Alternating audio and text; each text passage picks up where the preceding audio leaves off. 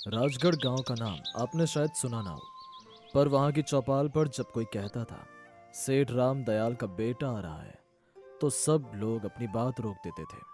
वजह, सेठ रामदयाल गांव के सबसे अमीर व्यापारी थे। अनाज, कपड़ा, दूध, सब में उनका कारोबार था। उनका बेटा अर्जुन, उम्र करीब 18 साल, हमेशा चुप रहता था, जैसे अपने ही घर में कैदी हो। सेठ जी की आवाज पूरे घर में गूंजती थी। अर्जुन, दुकान पर जाना है कि नहीं?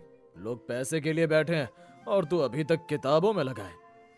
अर्जुन भी धीरे से बोला, पिताजी, आज स्कूल में वार्षिक प्रतियोगिता है, मुझे वहां। बकवास बंद कर, तेरा स्कूल अब खत्म हुआ। सेठ का बेटा पढ़ लिख कर मास्टर नहीं बनेगा, व्यापार करेगा, समझा? अर्जुन ने सिर झुका लिया। उसकी मां सावित्री देवी कोने से सब कुछ सुन रही थी। वो चाहती थी कि उनका बेटा अपने मन की करे, लेकिन सेठ जी के गुस्से से कोई टकराने की हिम्मत नहीं रखता था। उस दिन अर्जुन की आंखों में पहली बार निराशा नहीं, बल्कि गुस्सा झलक रहा था, पर उसने उसे दबा लिया। गांव का हर लड़का अर्जुन से ईर्ष्या करता था। वाह, सेठ का बेटा है, गाड़ी है, पैसा है, चिंता किस बात की। लेकिन कोई ये नहीं जानता था कि अर्जुन के पास आजादी नहीं थी। हर सुबह उसे दुकान संभालनी पड़ती, गल्ले में हिसाब रखना, मजदूरों पर नजर रखना और सबसे ज्यादा पिता की डांट सुनना। देख अर्जुन, व्यापार में दिल नहीं दिमाग चलता है, भावुक मत बनना। सेठ जी हर दिन यही समझाते, लेकिन अर्जुन को व्यापार में नहीं, कला में दिलचस्पी थी। उसे मिट्टी से चीजें बनाना पसंद था, छोटे छोटे खिलौने, मिट्टी की मूर्तियां। एक बार गांव के मेले में उसने अपनी बनाई गाय की मूर्ति बेच दी थी और लोग देखकर दंग रह गए थे। एक दिन माँ ने देखा, अर्जुन आंगन के कोने में मिट्टी से एक छोटा मंदिर बना रहा था। बेटा, ये क्या कर रहा है? तेरे पिताजी देख लेंगे तो नाराज होंगे। अर्जुन मुस्कुराया। माँ, ये करके मैं बस थोड़ी खुशी बनाता हूं अपने लिए। माँ की आंखें भर आईं। उन्होंने बेटे के सिर पर हाथ रखा। बेटा, खुद को मत खोना, वक्त जरूर बदलेगा। एक दिन गांव में बड़ी बात हुई। शहर के व्यापारी संघ ने राजगढ़ मार्केट खोलने का प्रस्ताव रखा। सेठ रामदयाल को प्रधान बनाया गया। उन्होंने गर्व से कहा, मेरे बाद यह जिम्मेदारी अर्जुन संभालेगा। सभी लोग ताली बजाने लगे, लेकिन अर्जुन वहीं खड़ा रहा, चुप, जैसे किसी ने उसके भीतर की आवाज बंद कर दी हो। रात को मां बोली, अर्जुन, तू खुश नहीं है? अर्जुन बोला, मां, मैं अपने मन का कुछ करना चाहता हूं, व्यापार नहीं, कुछ ऐसा जिससे गांव बदले। मां बोली, लेकिन तेरे पिताजी को कैसे समझाएंगे? अर्जुन ने हंसकर कहा, अभी नहीं मां, वक्त आने दो। अगले महीने राजगढ़ में सूखा पड़ गया। नहर सूख गई, खेतों में दरारें पड़ गईं, मजदूरों के पास काम नहीं रहा। लोग सेठ जी के पास मदद मांगने आए। सेठ जी, थोड़ा अनाज उधार दे दो, फसल आने पर चुका देंगे। सेठ बोले, उधार नहीं चलता, काम करो तो पैसे मिलेंगे। गांव वालों के चेहरे उतर गए। अर्जुन ने सब देखा। उसे लगा कि यह वक्त कुछ करने का है। उस रात उसने मां से कहा, मां, अगर मैं उन लोगों के लिए कुछ कर सकूं तो? कैसे? मां ने पूछा। गांव में मिट्टी की कला है ना? हम सबके घरों में कोई ना कोई अच्छा कुम्हार है। अगर मैं उन्हें एक साथ लाकर उनकी चीजें बेचने का काम शुरू करूं तो? मां चौंकी। तू व्यापार की बात कर रहा है? अर्जुन मुस्कुराया। व्यापार नहीं मां, बदलाव की बात कर रहा हूं। अगले दिन अर्जुन चोरी छिपे गांव के कुम्हारों से मिला। चाचा, आपकी बनाई चीजें बहुत सुंदर हैं, अगर मैं इन्हें शहर में बेचूं तो? कुम्हार हंस पड़ा। सेठ का बेटा और हमारी मदद करेगा? अर्जुन बोला, सेठ का बेटा जरूर हूं, पर पहले इंसान हूं। अगर मैं आपकी चीजें बेच पाया तो गांव के लोगों को काम मिलेगा।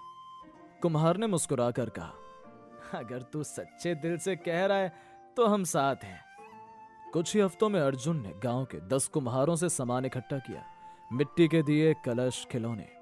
वो उन्हें साइकिल से पास के कस्बे में ले गया और उन्हें दुकानों में बेचा। पहले दिन ही 100 रुपए का मुनाफा हुआ। वो खुशी से घर लौटा, लेकिन तभी सेठ जी की आवाज गूंजी, ये क्या है? तू दुकान छोड़कर कहां गया था? अर्जुन बोला, पिताजी, मैं कुछ अपना करने की कोशिश कर रहा था। सेठ जी ने थप्पड़ जड़ दिया। सेठ का बेटा होकर मजदूरों के साथ काम करेगा, मिट्टी से खिलौने बनाएगा, शर्म नहीं आती? अर्जुन की आंखों में आंसू थे, पर उसने कहा, पिताजी, मिट्टी में लकीरें खींचने वाला ही नई राह बनाता है। सेठ जी कुछ पल के लिए चुप रह गए, फिर गुस्से से बोले, आज से तू मेरा बेटा नहीं, निकल जा मेरे घर से। माँ चीख उठी, राम दयाल, ऐसा मत कहो। पर सेठ जी टस से मस ना हुए। अर्जुन रात में घर छोड़ गया। वो अपनी मिट्टी के सामान के साथ गांव के पुराने मंदिर में रहने लगा। गांव वाले बातें करने लगे, सेठ का बेटा पागल हो गया है, कला से भला पेट भरता है क्या? लेकिन अर्जुन ने हार नहीं मानी। वो मिट्टी की चीजें बनाता, खुद रंग भरता और साइकिल से गांव गांव जाकर बेचता। धीरे धीरे लोग उसके काम की तारीफ करने लगे। शहर के मेले में उसने अपने बनाए दिए लगाए, राजगढ़ आर्ट के नाम से। उसके स्टॉल पर भीड़ लग गई। एक पत्रकार ने आकर पूछा, तुम ये सब अकेले करते हो? अर्जुन ने मुस्कुराकर कहा, नहीं, मैं नहीं, मेरा गांव करता है। अगले दिन अखबार में खबर छपी, सेठ के बेटे ने बदली गांव की तकदीर। वो खबर राजगढ़ पहुंची। सेठ रामदयाल अखबार पढ़ते हुए रुक गए। अर्जुन की फोटो थी, मिट्टी से सने हाथों के साथ मुस्कुराता हुआ चेहरा। सावित्री देवी की आंखों में आंसू थे। देखा, मैंने कहा था ना, हमारा बेटा कुछ बड़ा करेगा। सेठ जी कुछ नहीं बोले। अगले दिन उन्होंने अपने नौकर को भेजा, अर्जुन को बुला लाओ। जब अर्जुन घर पहुंचा, पिता दरवाजे पर खड़े थे। उनकी आंखें नम थी। बेटा, उन्होंने धीमी आवाज में कहा, मैंने तुझे कभी समझा ही नहीं। तूने जो किया वो सच्चा व्यापार है, लोगों के दिल जीतना। अर्जुन ने सिर झुका लिया। पिताजी, मैं बस गांव को साथ लेकर आगे बढ़ना चाहता हूं। सेठ जी ने उसका हाथ थाम लिया। अब से ये काम हम साथ करेंगे। कुछ महीनों बाद राजगढ़ मिट्टी कला केंद्र खुला। गांव के कुम्हारों को काम मिलने लगा। शहरों में राजगढ़ आर्ट्स के नाम से उनके उत्पाद बिकने लगे। अर्जुन ने गांव के बच्चों के लिए स्कूल खोला, जहां कला, संगीत और व्यापार तीनों सिखाए जाते थे। एक दिन गांव के बच्चे उसके पास आए और बोले, अर्जुन भैया, आप तो सेठ जी से भी बड़े आदमी हो गए। अर्जुन मुस्कुराया, नहीं बच्चों, मैं तो बस मिट्टी का बेटा हूं जिसने अपने सपनों को धूप में पकाया है। सावित्री देवी मंदिर में दिया जलाते हुए बोली, भगवान, मेरे बेटे की मिट्टी सदा यूं ही सोना बने।